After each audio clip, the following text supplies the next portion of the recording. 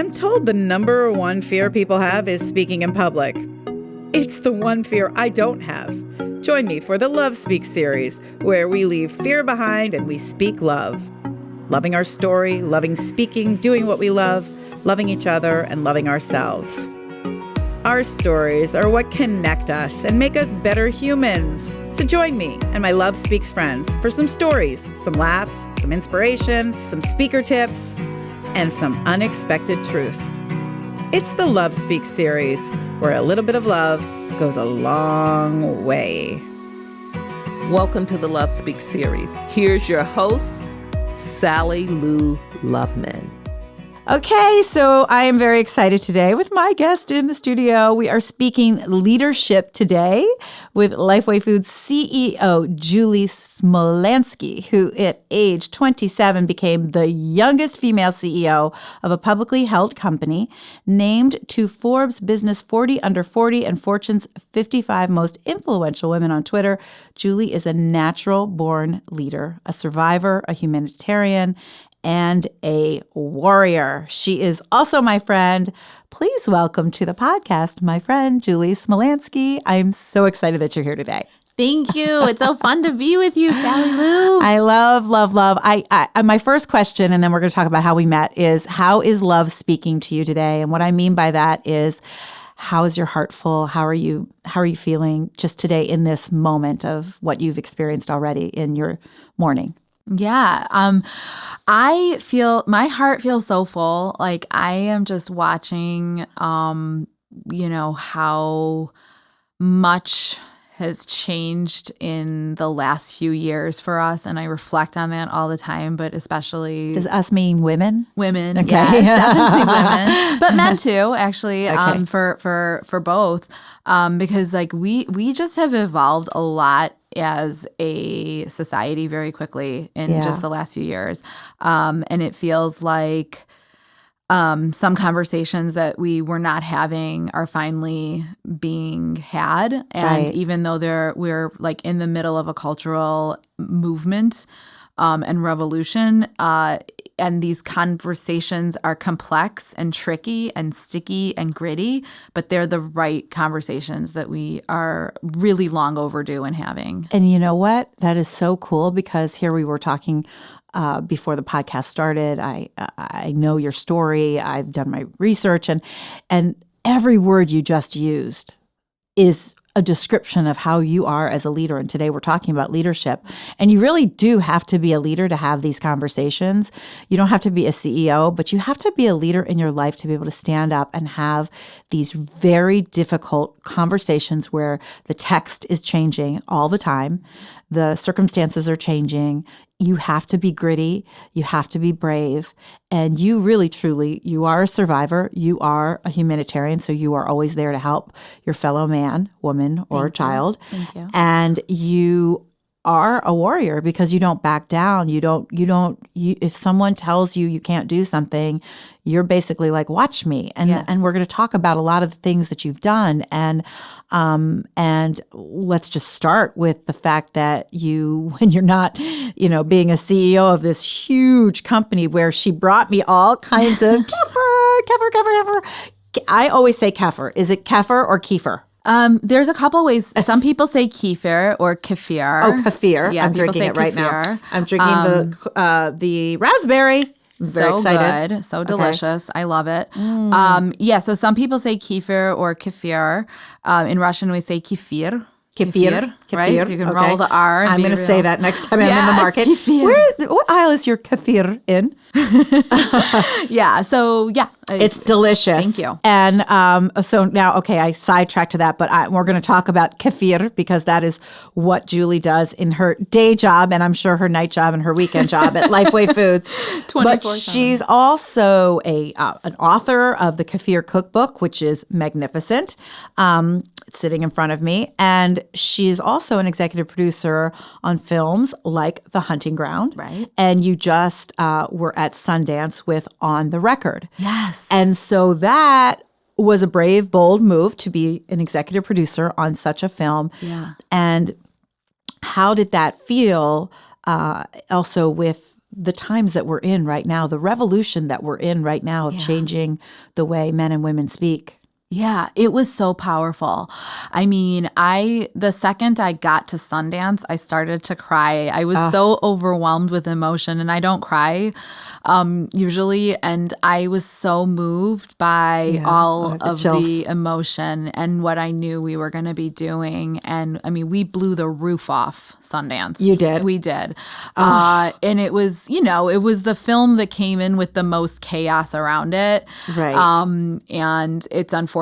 But I think at the end of the day, publicity, there's no bad PR, as they say. Exactly. Well, I don't know. Today, maybe, but but it just never goes away. But when you're talking about something, then it's top of mind. Yeah, and it created more visibility for the issue and the film. And so tell the listeners, if they aren't aware of it and haven't read the reviews, what your film is about. Sure. On the Record shines a light on the MeToo movement for women of color, and specifically gives voice to women who are who felt that they have been left out of the MeToo conversation. Right. And it tackles race, and it tackles sexual assault and workplace harassment and mental health issues and bravery and courage and all of those things. Power, who's got it, who gets to tell a story, who's got the privilege to share,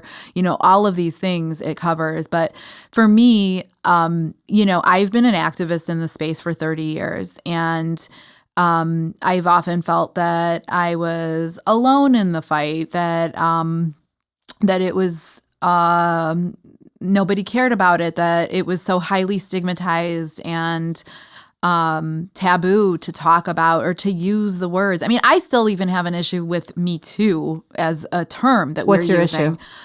Why aren't we using the word sexual assault and rape? The words are still, we move around the words. We don't want to use the words. And the movie points that out. Actually, Drew Dixon highlights that so beautifully in the way she articulates what it is like to be a survivor. Yes. And she shares that experience. And I think that's what the film does so well, so beautifully, is to really show that experience of what it is to live with a trauma like that over the long term. These, the survivors in the film that we feature have had a long time to process and to analyze and to sit with this. Whereas in The Hunting Ground, the film I did prior, which highlighted sexual assault on college campus, the students were so early in their journey, right? And they didn't, and we as a society didn't have the vocabulary to even tackle this topic. And that film really laid the domino effects for the Me Too movement to then happen. Right. So, for me to now be and I came in through film, through activism, so not being a filmmaker. Exactly. I didn't go to film school. I came in through the activist side. And so, I started to see that film could be such a big, powerful tool to create empathy and compassion and to tell stories at scale, and that it's, lives on. And, I can go around to panels and speaking engagements all day long, but, there's only one of me, and the films can just do so much. Exactly. So, to see a film change the world, and we say it so, so cliche, films can change the world, but I really felt that our film changed the world. And this, On the Record will do that too. It specifically highlights the Russell Simmons survivors and their stories. And that's that's a very hard conversation to have. Very hard conversation. And as a white female, you are on the team of other white producers, filmmakers, and you're telling the story, of women of color. How did that play into it, or how did that? Yeah, I mean, it's tricky. You? No, I don't help you. I believe my feminism is intersectional, and that's my vision and goal to have that. And I think that we always talk about having allies in this movement, and that I believe we should be linked arm in arm, right? And that when we can join together, we could actually stop the abuse that we're suffering, that's generational, that is an epidemic, that is global, that is the silent dirty secret in the world. Yes. And it's no longer that way. Yes. So to be a part of that movement, it's just so gratifying. And I really feel like I've realized my dreams, which was to end violence against women, but to push this conversation. And I have realized that dream. Julie, you are literally, like when I talk about being in your purpose, I talk a lot about that on my own platform for Love Speaks, and I talk a lot about it on this podcast and in my book. So I am all about purpose. It makes me almost want to weep when I think about your story, because your purpose is you just landed this CEO job when your dad, you were 27, right? Right, yeah. It was your family company. Yeah, my parents started the business. Right. So you landed this job, and it was probably something you were very interested in. You're very good at it. You are a natural born leader. I'm going to ask you, where does that leadership come from? No doubt it has something with your lineage. But from this work that you've done, and you grew your father's business, like I have the numbers here. Like you went from 12 million in sales to 120 million in sales in 5 years, something like that. Yeah, it was in like 10. It was a journey. And then you expanded distribution throughout the U.S. of Kefir. Yes, that's right. Kefir. And that all happened, but at the time, you probably had no idea that this success you were building for people to, have this healthy system in their body, which is a product that helps our gut, which your gut is good. Like literally, you. I mean, talk about a healthy gut. A lot of kefir.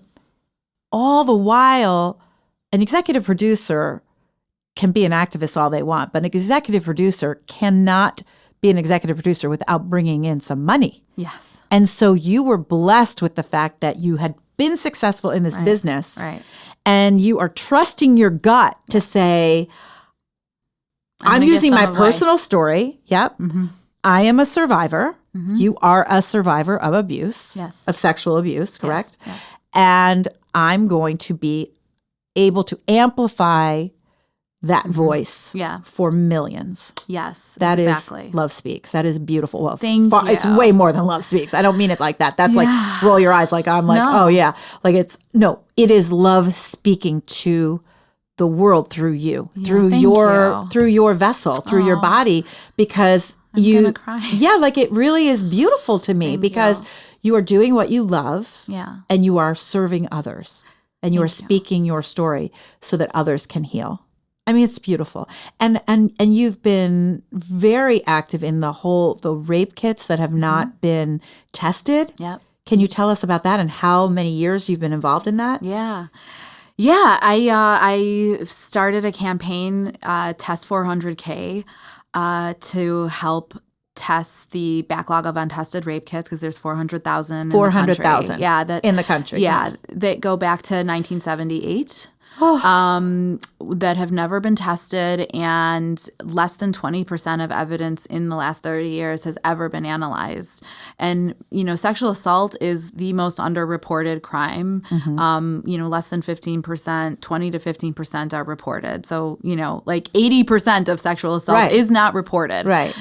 On top of that, for false accusations, because people always say, oh, what about the false? The FBI studied and said that only 2 to 5% of reports are false. Okay, so very low number on the most underreported crime in the world. Right. So this to me was one of the Human Rights Watch calls it the biggest human rights violation that women in the United States face. And the way that I came to it, well, I was a rape crisis counselor in college, and I had been in about 100 hospital rooms across the city of Chicago. Had you already been a survivor? Yes. And victim? Okay. Yes. And that's what led me to the work. Right. And I believe I wanted to see myself in the survivors, but also, I had experienced it, so I had wanted to be of service to somebody else. So using your story. Yeah. And that became a big, the big mission for me is that after this happened, I decided that I wanted to make my experience meaningful, that it wasn't just, that it didn't just happen in vain, but that there was some bigger reason for it. And not to say that this horrible thing happened because, I don't think that the divine wants, people to be hurt for a lesson. But I do believe that, it happened, and then I wanted to make sense of it, and for me to make sense of it, and for many victims, part of the process to get to survivor is through advocacy and activism. Right. And then I feel like I took back all of my my power. Think of all. Yeah, you got your cape. Yeah, that is for sure. Thanks. Think of all the people listening. If you are listening right now and you are a victim, you have been a victim, and you haven't spoken that story. The weight of that you carry. Yeah. And it was so hard. Enormous. And to me, it was just so hard to live with it as a secret. Yeah. Because even though I had maybe almost immediately started activism, that was part of my fight. Even though I did that I think I tried to make it seem like it was for my school or for, to do the right thing. I didn't want to say that it was me. It was you. Right. And that is hard because then you're living in a cage, and you don't get to fully have real relationships and experiences, and you're kind of separate from everyone else because you're always walking around editing yourself, acting a particular way that nobody would know. Yes. I even remember when Facebook first launched and I, joined Facebook, I didn't even want to share an article about sexual assault because I didn't want anyone to think it was me. So, I mean, the amount so of much courage shame that you're carrying around, and that is all it is courage. And then for one person to speak their story, you probably can't even count the amount of people that have been able to come and speak their story because of hearing yours. Because I know you do a lot of speaking. Yes. And you engage your audience beautifully. I've seen you speak. Thank you. I believe, and I know someone very close to me who I just found this out about, who just from someone else's story spoke one piece, and that was all that person needed to know, that is what has been tripping that person up for the last umpteen years. Yes. And think about that as a gift to give yourself, to speak your story so that you can give others peace. Yeah. Because that's really what it is. Just to be able for others to just say it and speak it so that they can move on and not feel the shame. Right. And that's a true leader. So liberating for me. It has been liberating. I didn't know what was going to be on the other side of it. So after The Hunting Ground came out, that film, 5 days before the Oscars, so it was nominated for an Oscar, and the song "Till It Happens to You" that Lady Gaga and Diane Warren wrote for the film was also nominated. Love them both. Thank you. Yeah, they're both amazing. Gosh. And so 5 days before the film, Amy Ziering, the producer, said, "Hey, you're a survivor," because I had told her my story. You stood on that stage, right? Yeah, and she invited me to share the stage, and that was when, with the 50 survivors, and that was when I came out publicly. And that wasn't that long ago. Yeah, that was only in February of 2016. So I am learning a new vocabulary for myself too, and embodying that publicly now. What are some of the words that you're using that are different? Well, I'm saying that I'm a survivor, and I'm, admitting to the fact that, I too was abused, and I'd never done that. And even after even after the Oscars, I was still making sure and negotiating with press and media what words they would use. So I would not let them say rape. I would not let them say victim. And all different things that I try to, control around the vocabulary around my story. Did you have to talk to I have 3 questions. Did you have to talk to your family about it? Did you have to talk to your employees about it? And do you allow the press to say those words now? Sorry, that's a lot. Yes, I did. My significant other did know, the father of my children. Right. He was aware and, was kind of helping me get there. Yeah. And then, but no one else in my family. And then, and not on my team either. So no one was aware that this was going to happen. So my team sort of was a little thrown off. But I will say that everyone responded really, really well. And, great. I was really, the world rose up to meet me, and the universe kind of came to me and was so supportive. And I'm so grateful for all of the people who, encouraged me and gently nudged me forward and who, responded and validated my experience. And as the mother of 2 girls. Yeah. And that was number one. Right. And I still haven't really, talked to them deeply about it, but we talk about boundaries all the time. Right. We talk about consent even at their age of 11 and 9 and like learning about That's not their too young, voice. actually.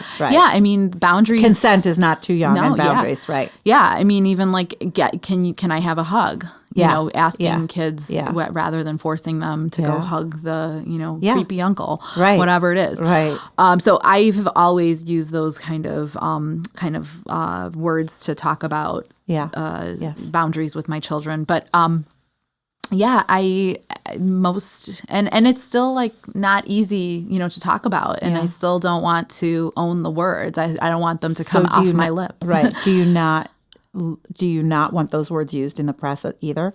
No, I think I'm okay now. I mean, I don't like to use victim because, I feel that I'm a thriver at this point. But I do believe it's important to use the words if the person chooses, because it's also powerful to understand the victim experience. Yes. Because so easy, we just want to jump ahead and not allow that person the space to have sympathy and empathy for and compassion for that experience. I know for years of knowing you now, I met you when I first started my business, and our friend Peter Berkman, who is on the Young Presidents Organization with you, you guys are on the forum together, which to me is the most wonderful it's just the most wonderful, what's the word? Like just that it makes so much sense to have a forum of your life. Like even if you are not a young president or CEO,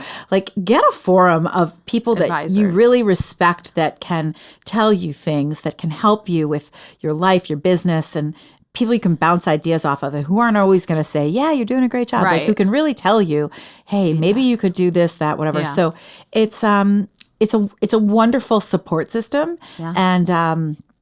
And so this is, so I Peter asked me to come, and I laugh when I think about it, because we were sitting like in couches, and I had this PowerPoint, and it was like 5 people, and I'm like, whatever. And it was great. And it was me talking about the lessons I had learned from, in my opinion, besides you, the greatest CEO of life, which was my boss, Oprah Winfrey, and the leadership that she taught to me and everyone who worked for her.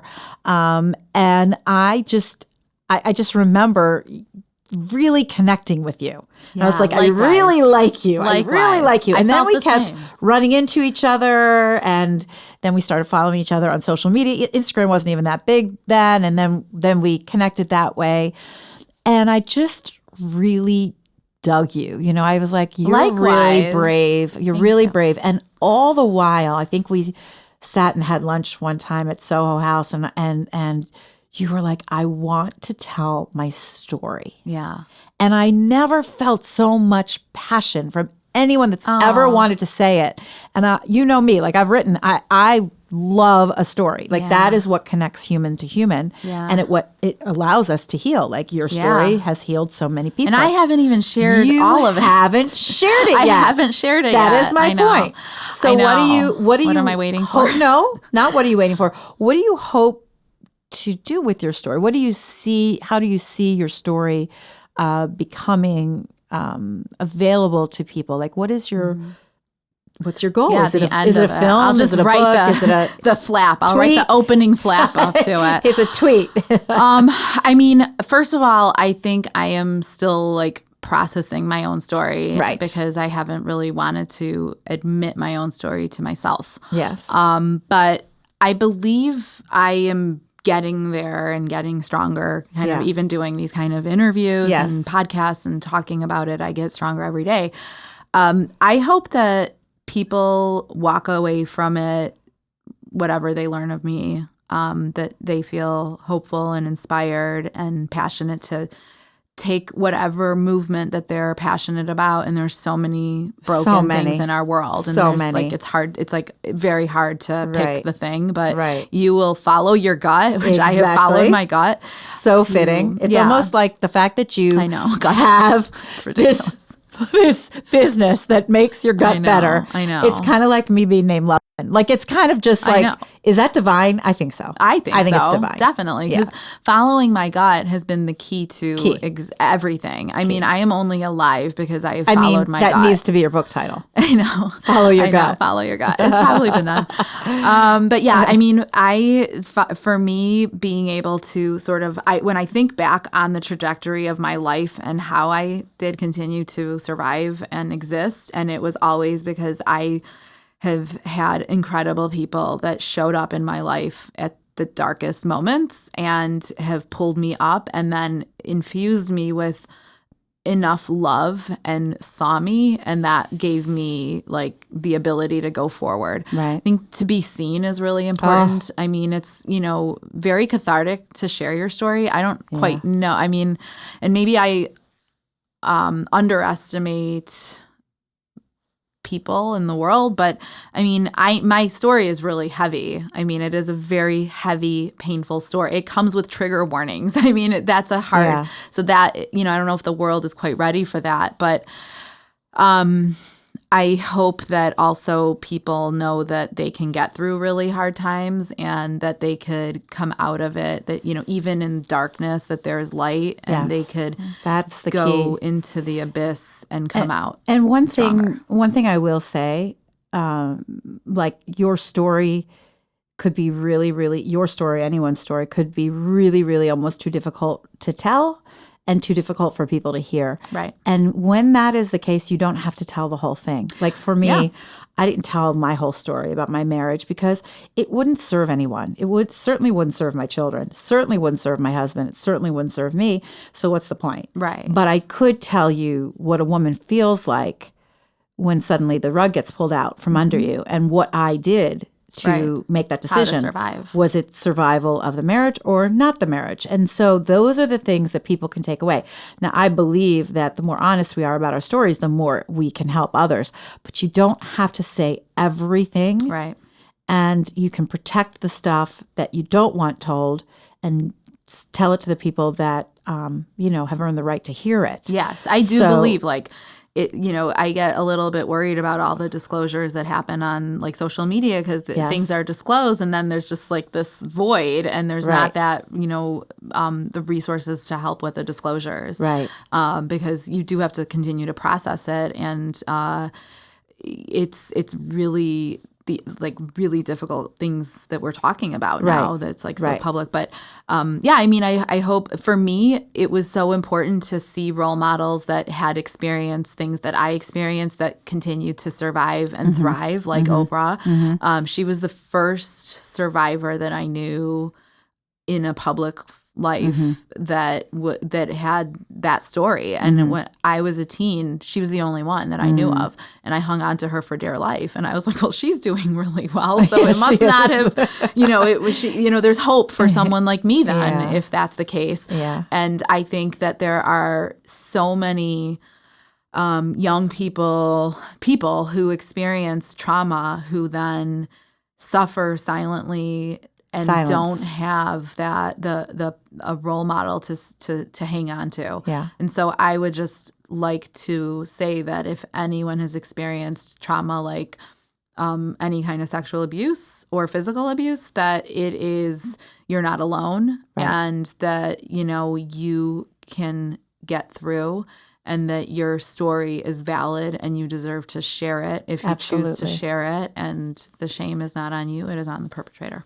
Exactly. And I will say this, and then we're going to get to your leadership, because now we're talking about something that is so part of your story and so part of being a leader. But I do have more questions about leadership. I will say this, having worked at the Oprah Winfrey Show, having just been an empathetic person and person that I hear a lot of stories, I don't know what the numbers could be, but I know more people who have suffered from sexual abuse than I know who haven't. Now, it's like 1 in 3. Okay, there you go. So in my family, we don't have that story to tell, and I'm grateful. Maybe no. I know exactly. I don't have that story to tell. I don't know of any other stories. We're pretty open family, sisters, nieces, all that, daughters. But I was just told recently of a family member, had no idea. Didn't know. Didn't know. We forget. This is what I'm saying. We forget how far we've come with the Me Too movement so quickly. And the silence is deafening. Yeah. And anyone listening, because I've seen it and it affected my life, if you are the victim of sexual abuse, tell someone and let that lift your burden. Yes. It changed my life. I mean, I'm alive because you are. I told somebody. You are alive because of your story. You said it. I shared enough to get the adults in the room to help me. And, I thought I was maybe, putting on a good show for everyone, but the adults in the room were like, they were visible. Like my teachers, my creative writing teacher saw it in my writing. And even though writing saved my life. So eventually I will come back to write my story. Literally, writing is the key to healing. Yeah, because even I couldn't say the things, but I could write it. Right. And so I started to write things, and my creative writing teacher in high school saw it, and she had referred me to the school counselor, who then referred me to more counseling. Yeah. And so that saved my life. Yeah, it saved my life.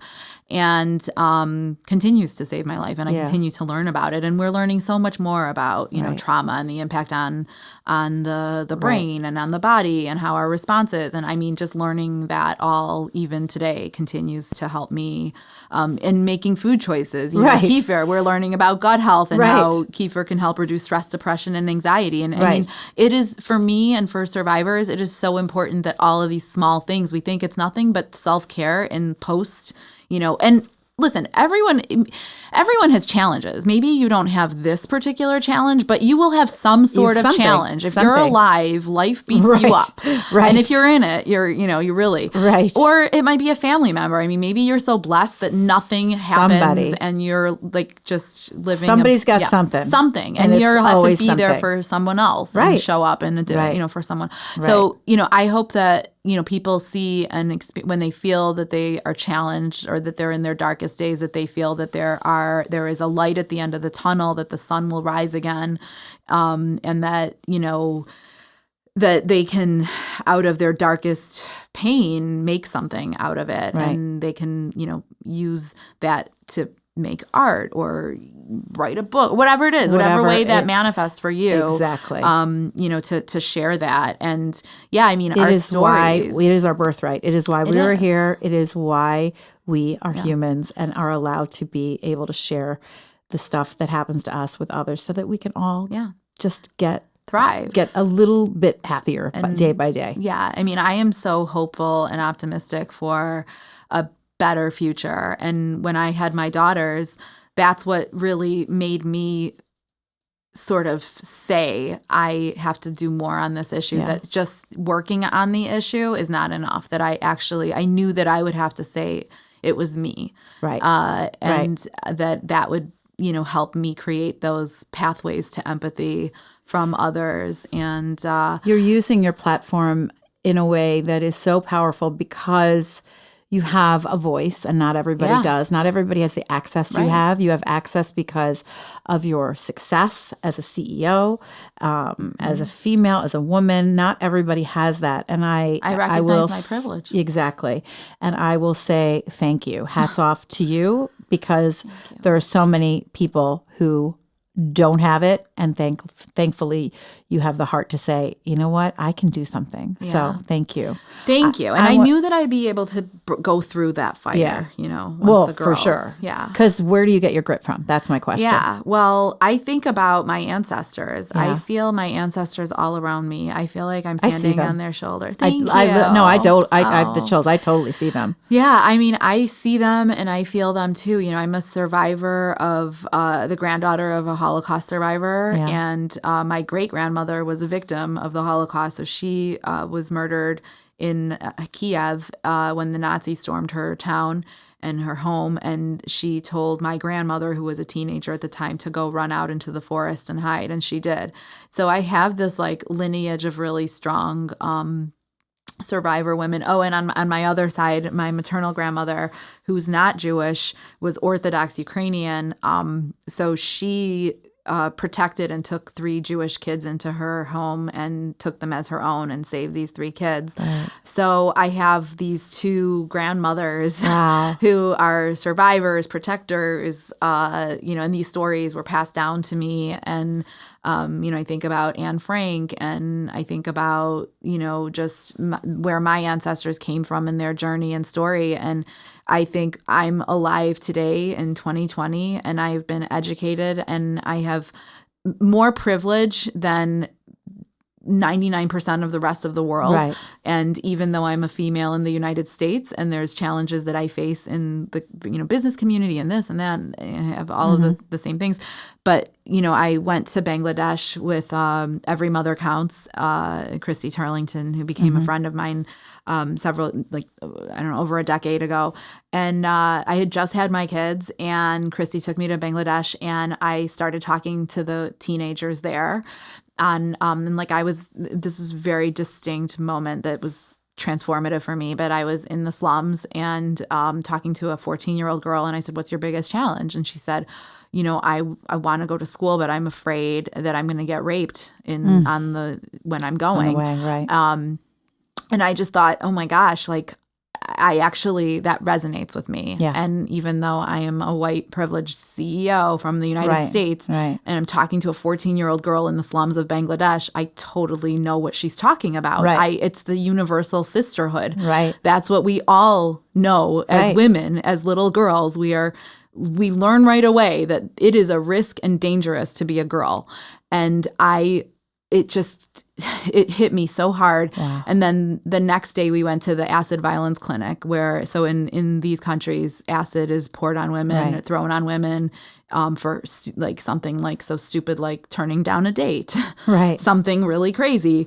These women are horrifically disfigured. It's just disfigured. It's just horrific. But this one, and so a lot of girls don't go to school because of the reasons that I just mentioned, or for periods, when they have their period, they're out of school because they don't have the feminine hygiene products or stigma, whatever. So they're not in school. And so this one girl was educated. She did continue her schooling all the way through. And she wrote a story. She wrote her story in the local newspaper, and a politician came to hear it or heard it and then called the police, and they arrested her perpetrator. And even though the laws on the books already had said that, acid violence is criminalized and you'll go to jail, all these things, nobody had gone to jail. Nobody had been charged until this girl with an education wrote her story and moved political will. That lesson I learned from my sisters in Bangladesh. Right. I was inspired by these girls and these stories. And then I said, well, here I am, a woman with an education, with privilege, empathizing with, people that you wouldn't expect. And they changed my life. They taught me so much. And I came back from that trip and I was like, Julie, you got to be brave. You have got to do more here. Be honest. Let the chips fall where they may, regardless of what anyone thinks. And this was 2016? Yeah. That trip, no, that was the Oscars, but the trip was in 2010. 2011. So I went to Bangladesh in 2011, came back, launched Test 400K maybe 2013, 2014. Okay. We did all this. Yeah. So all this other stuff was happening and working. And then the Oscars came. Right. And so that moment changed everything for me. Do you remember her name? I don't remember her name. Yeah. Wow. That just got me, that just hit me like a load of like when we say our stories save others, that changed everything for you and kicked you in the ass effect. Basically. Yeah. That said, okay, you are no different from this woman. Yep. This girl, young girl, you are the same. Yep. And yet you have much more power you to go and make it better for others. Yeah. So that's huge. And I just knew, when I had my daughters in the hospital, I promised them that I would do everything in my power to make it better for them. Yeah. And that the way that I would have to do that was to change culture. So I literally took the whole thing, took culture on. You literally are a warrior for culture. Like, it's unbelievable. Yeah. What's the one thing that people who are listening who are struggling with leadership? They might be a boss. They might just try to be a better leader in their family, a better leader in partnership. What can people do to be better leaders? Well, I think practicing it, continuing to find ways to practice it. Any opportunity I can take to just practice leadership and, volunteer for things, raise your hand and take on an event or some kind of project. It kind of gets you ready. And I've always been doing that. I did that from day one when I walked into high school. My school counselor pulled me out of a line of, 700 kids and said, "Oh, I want you to join this leadership skills training program. I think you'd be good at it." Now, I don't know if she saw that I needed the skills and help, or if she saw that I was a natural leader and she wanted to help me. I don't know which of the two. I think it's the latter. I don't know, but that's funny. It's like it is natural, right. And so you can then build on that skill, and you can get stronger and braver. It's natural for you. It might not be natural for others. So just if it's not natural for anyone listening, just the idea of raising your hand and speaking up, or volunteering for something, taking on something, or feeling like that pit in your stomach where you're like, "Oh, I don't want to say this, but I know it's right. Like, I know this would help someone." Like, just try it once. Yes. Like, what's the worst thing that could happen? People think you have a bad idea. I remember doing that, saying, like, I think everyone should meditate. I was in a leadership meeting at Harpo. Yeah. It was 2003 maybe. No. It wasn't 2003. It was 2005 or 6. Yeah. And I'm like, because I've been doing Reiki healing since I was 23. Yeah. And I'm like, we should all be meditating. We should learn, how to meditate and meditate together. Now, Oprah was not in that meeting, but I said it and everyone looked at me like, except for 2 people, like I was insane because we really didn't even have time to pee. And I get it. Like, we didn't have time to meditate, but of course we did. Like, if you make it a priority, you have time to meditate. And a few years later, it came to us. Well, no, it came to us. Oprah gave us as a gift our training in transcendental meditation. Wow. Now, did I have anything to do with it? No. But did I manifest it? Absolutely. Yeah. I said it. I spoke it. I spoke the words. Right. And it just so takes a little bravery. It just is a little bravery to speak the words that you want, because then eventually it does happen. If you believe truly that the words are right, speak them. Absolutely. So that's a good thing for practice. So when you were 27 years old, I want to know 2 Julies. I want to know, growing up, Julie, what was your talent? And then at 27 years old, how were you a leader then? And like how have you changed now? So let's start with young Julie. Like, what was your talent? What did you like to do as a young girl? I love to read. Okay. I was really athletic. I figure skated for 15 years. I played varsity tennis. So that's a competitor. Yeah, I was a competitor. I can push myself really hard. Waking up early. Yeah, probably for I would ice wake time. up at 4:30. Right. I didn't sleep. Right. So part of that is from PTSD. Yes. So when people ask, like, how do you do so much? And I always in the back of my head think, well, if you had PTSD and you slept 2 hours a night, you probably wouldn't sleep either. Right. And you'd have time to have 2 or 3 careers too. Right. Which so is like what I did. the comedian in me would say, like, oh, great. Yeah. That's the upside of PTSD, like you just said. Exactly. Right. So I always knew where my skills were, and that one of them was just to be able to multitask and balance a lot. So I was figure skating, in the morning. I get picked up at 5. A coach would drop me off for homeroom. Yeah. And then I'd have the full day of school. And then during tennis season, I'd be playing tennis till 5:30. Right. And then my mom would pick me up and I'd figure skate after tennis. And so I'd get home at about 8 or 9, eat dinner, and then study until like 2 or 3, and then I'd be up at 4. So I'd slept 2 hours a night. It was so bad. I don't encourage it. Don't do that. That's the wrong it's terrible. thing. But Bad, it does don't make do for a that. good CEO. Well, I did learn how to handle a lot of stress. And then How many hours do you sleep now? Oh, I try to do better. 5, 6. Yeah. I mean, I feel like that's so much now. I'm like, oh my God, it's so much interesting. sleep. So interesting. But it's not enough. I know. No. It's like very bad to not sleep. Then I still work on it and try. That's okay. And I'll do better. That's okay. You're working. You're a work in progress. We all are. Yes. But you know, I was already also then adding on like leadership. Like I was the president of We Help Others. I was the director of Homecoming. I ran for school president. Did you win? I lost to my friend Matt Swanson. Matt Swanson, if you're listening. Matt beat me by 11 votes. Wow. Only 11. And I made homemade cookies too. Oh, you and did? I still, What kind? Chocolate chip.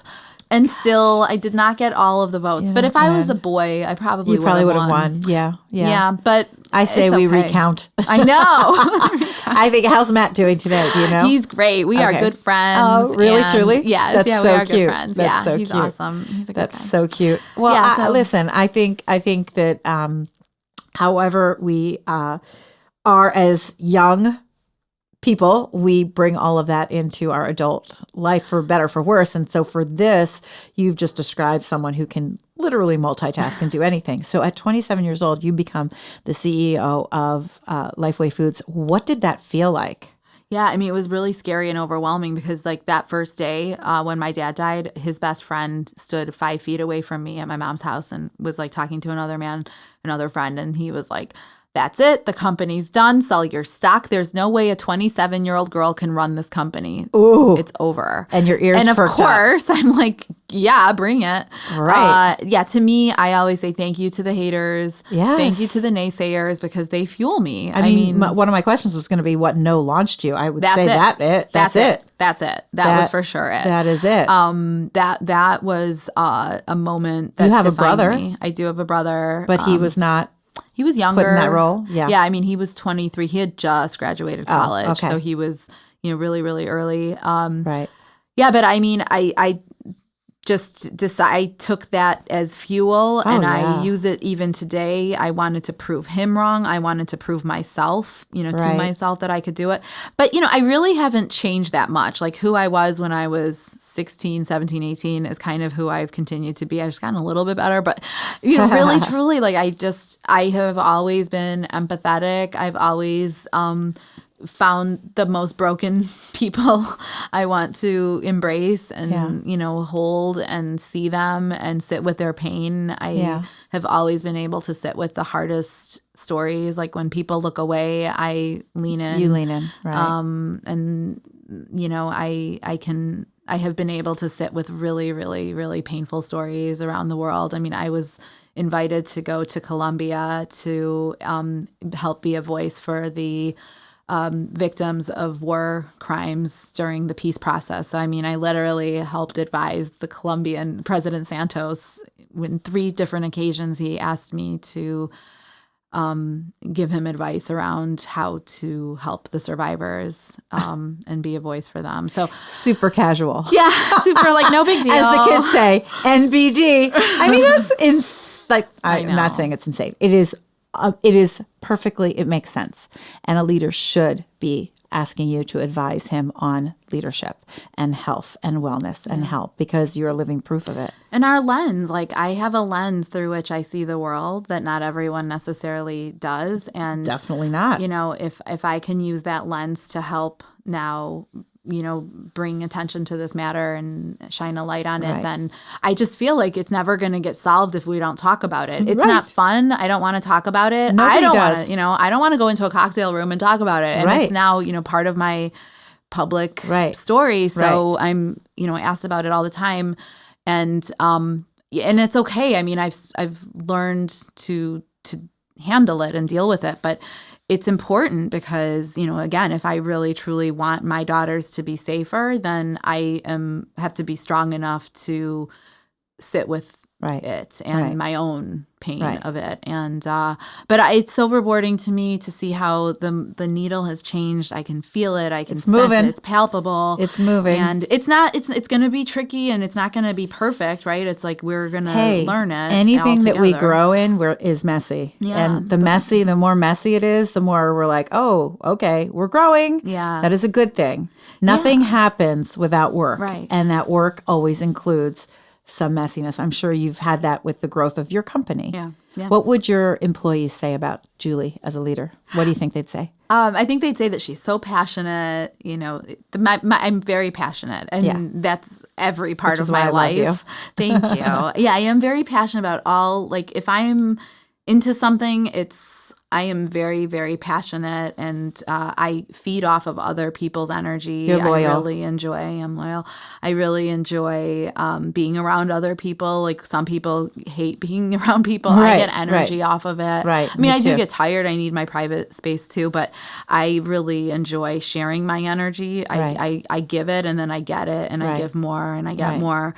But I just always feel like today when I walk into a room, people come up to me with tears in their eyes, and they share their stories with me. Right. I mean, time after time, there's like a line of people to share their story with me, to tell me their experience. That's when you know it's working. It's like unbelievable. When the line is in front of you, you know it's working. I can't, and like I want to talk to everyone and give everyone a chance to share their story and tell me. And it's just so moving. And I mean, I get a blowout at the salon, and people come up to me and they're like, in the Botox chair, I'm telling people my story. I agree. And so many of us sit with our stories and don't talk. And I love to unexpectedly surprise people with asking them a question that they have no idea is coming, or explain something. I mean, the idea that people are lining up with tears in their eyes to speak to you is literally, your story is that in and of itself is proof that saying your story, speaking your story, is what saves and heals lives. And it's saving mine, because now I can't. As soon as you move into the role of helper, mentor, healer, now you've got purpose, and there is no fear. It's my favorite thing to say. Fear has no access when you're in your purpose. Yeah. So you can't be bullied. You can't be told no. You can't be told close your mouth. You can't say someone tells you not to speak up. You're going to, because you are now serving others. Yeah. Your talent, your passion, your purpose is serving others. So there's no fear. Yeah, and I mean, the worst has already happened. Like, all of the worst has happened. Yeah. So the rest is like, nothing can hurt me more than I've already been hurt. Exactly.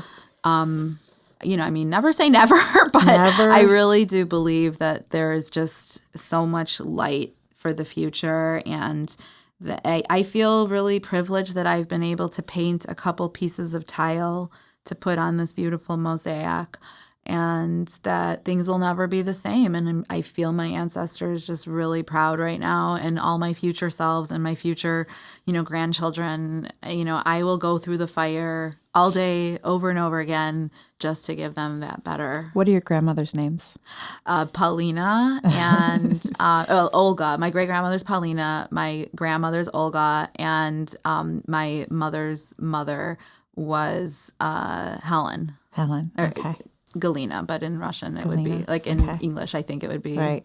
Have you used their names in your daughter's names? I don't. Or middle names? No. So my youngest daughter has my father's name in Russian, so it's Misha, but in English I use Misha. Right. And then Leah has my grandfather's Lev, because my grandmother was still alive when both were born. So got it. Got it. So beautiful. Thank you. I love, my grandmothers are with me all the time too. Yeah. And they were definitely strong women. So for me, I get it. And I see your ancestors for sure. Thank you. Do you have a daily prayer? Oh, well, I always say that the universe has your back. Yeah. And to trust the process. Yeah. And that has, is it a prayer? Not really, but it is a sort of a mantra that even in my very, very hard times, and I've had a few really hard years, I just say the universe has your back and trust the process. That seems to work to get me through those, because a lot of times when things are hard and difficult and you think you can't get out of it and there's no hope, I just think, well, in a couple of years, I'll look back and understand why things were so hard and there was a purpose to it. So just every time, breathe. Every time, breathe. And the whole story is unraveling, and you will see it clearly very soon. Thank you. Anyone that's working on it. Last question. What should we as listeners, people, demand from our leaders? Whether it's your parent, your president, your boss. What are the qualities that we should demand? Well, I'll say this. I think to be seen is one of the most important things, to recognize that we have to see each other, right. Our communities. We have to see our work, our staff. We have to see our family. Yes. Like really see them and sit with their stories. So when somebody comes into your office, if you are an employee, if you are a CEO, a boss of any level, and someone's in your office and you've made time for them because they're coming in, or if they're coming in and you didn't know they were coming in and you don't have time, schedule a time. Correct. And be off your phone, be off your computer, and listen with your heart and your ears and your eyes. That's exactly right. I struggled with that as a boss because we had so much pressure and such little time in the day. Yeah. But I remember thinking about it and going, okay, I got to do better. And so we can't always do it perfectly. Yeah. My team meant the world to me. They still do. And I would do anything and did anything for them. But it is no matter how much time, you don't have and you think like, this person's taking up my time. That person is integral to your staff, your company, or whatever. And they need time. And if it's too much time, then you schedule it for a different time. Right. And I'm not saying to fix people's problems. No. I think that people are able to fix a lot, that we don't give people enough credit for their own ability to be resilient. And, we don't have to fix things. Right. Just to be able to see somebody and sit with their pain is enough. It's the most beautiful gift you can give someone. Yeah. And to sit with somebody while they're, going through something hard. And I mean, we are all in this life together. And we have to be there for each other. And that's what I've also seen in the last few years, that it is community that saves us and gives us a place to land and to unwind and to have just a place to let go of some of this stuff. So yeah, I mean, just being able to be seen. And we've also started to learn a lot more about what is good parenting from that perspective. I think that's so important because, as an immigrant child, none of these words or themes were used in my family. I mean, it's a luxury to talk like this. Totally. When you're an immigrant, you're just trying to put food on the table. Right. I didn't see my dad for 3 months. Right. That's why I gravitated to go work with him, because I got a chance to learn, who he was. Yeah. But, you don't have those kinds of conversations didn't happen. And if I started to cry, my parents would say, stop crying, don't cry, no one died. But, then that's why it took me till I'm 44 to learn how to cry. Right, I did not know how to cry. And so I couldn't even find my own truth because I needed to really cry a river of tears to find my truth. Right. But, I mean, I think yesterday, my daughter was crying over Kobe, even though this is going to air down the line. Well, we're taping this the day 2 days after Kobe Bryant and his beautiful daughter Gigi and all of the victims on the plane. Right. So helicopter. My 9-year-old, Yeah. it's kind of the first experience that she's had. Yes.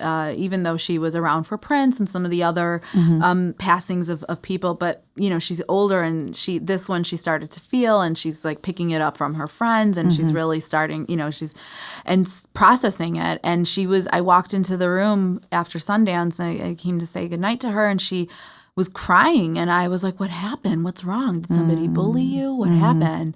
She said, I'm so sad. Kobe Bryant died. Yeah. And normally, and here somebody did die. Now, my mother would have been like, but you don't know him. Don't cry. You should have found a reason for you not to cry. But, here I was like, oh, yeah, that is really sad. And just like giving her the chance to have that feeling without trying to move it or change it is really powerful. I have never heard better parenting advice than when a friend who lost his son to suicide said, we need to sit with our kids and let them just speak and tell people how they feel, tell you, the parent, and not to say, oh, we can fix it, or, oh, if your girlfriend broke up with you, there's more girls, bigger, better fish in the sea. That's not it. It's not helpful. Let people be seen, let them be heard, let them feel, just sit, listen. Don't even speak if you don't have to. Right. Just listen. Yeah, just learning to hold space for other people, I think, is what we're really talking about. And the thing you just said, which is when you said it, and I wasn't going to bring it up, but you did, so thank you. You said community, and that is the key to all of this, that Vanessa Bryant and the other families who's lost their loved ones on this plane, on this helicopter, need community. I mean, they can't do this alone. No human can survive this alone. And so I encourage everyone listening to keep praying for the Bryant family, for those other families that we don't know the names of, but one day we will, for God to grant them moments of peace. And through this tragedy, let there be light, let there be love, and let there be something that comes from it. Because Kobe was doing what he loved. Yeah, being and with I think his daughter, I wish I had like a chance to talk to him today. Me too. Because I'd really like to know, how he. There's a lot of questions I have for him. I would have for him. Today, and what like his role as a male athlete and a role model, like what he learned through his journey, and even some of the harder days of his journey, and it's complex. It is complex.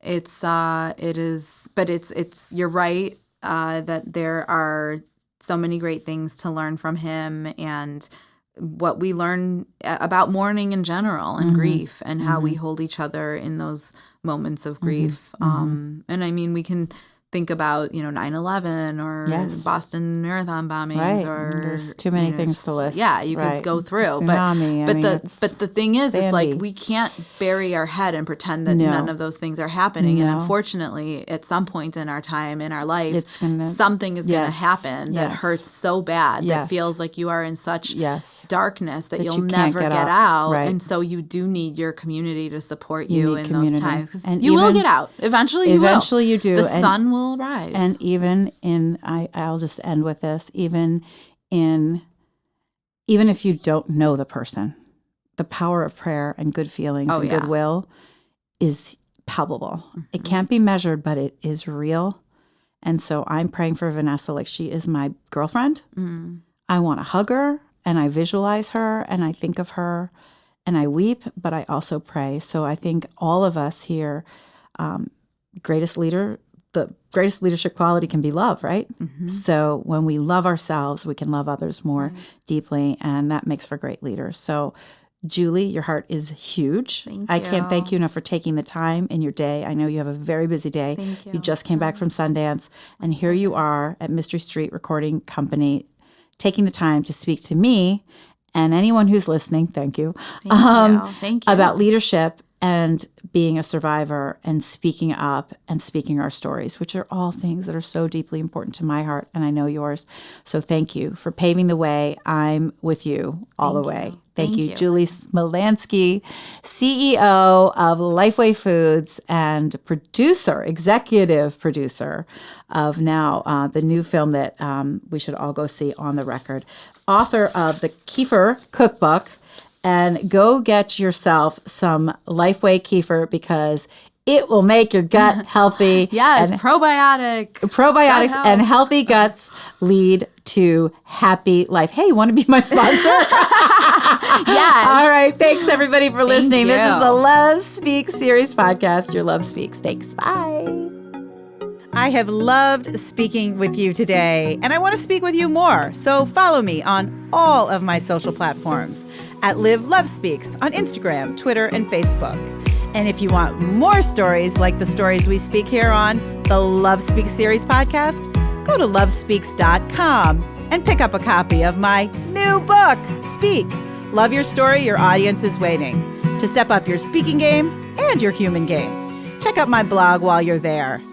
Sally Lou Loveman is a mom, speaker, author, former audience producer for The Oprah Winfrey Show, and founder of Love Speaks. Each week, Sally Lou and her crew have a conversation about how love speaks in their lives and how it can speak in yours. From kindness to composting, no topic is off limits. If you need a community to kickstart your heart, you need the Love Speaks series. Thanks for listening. Your Love Speaks.